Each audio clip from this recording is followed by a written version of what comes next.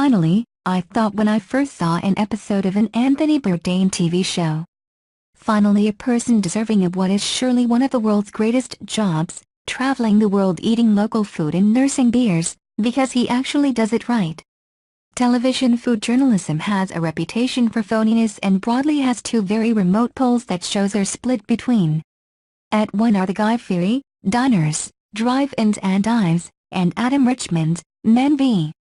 Food, of this world, where food is simply a challenge to one's masculinity, a chance to atavistically show off one's appetite or resilience to spice. At the other is the likes of Chef's Table, where self-awareness is psychopathically short in supply and sauces are splashed onto plates with the flair of an artist's brushstroke. Anthony Bourdain stood alone in the middle ground, neither taking the pretentious view that food is a work of art nor seeing it as some sort of man-fuel.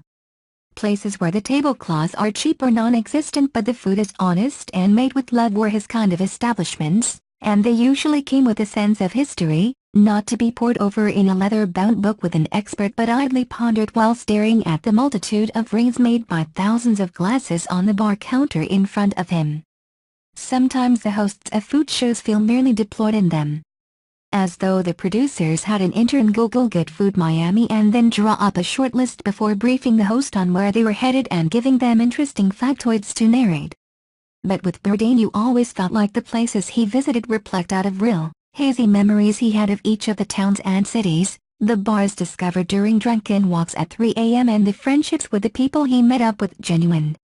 In one episode of his brief but excellent series The Layover he visited London, which usually sends Londoners like myself scurrying behind the sofa as we prepare for cliché cutaways to Big Ben and red phone boxes, but this American knew his stuff, heading to a tiny, idiosyncratic and unsignposted bar I'd only recently discovered myself after decades of drinking here.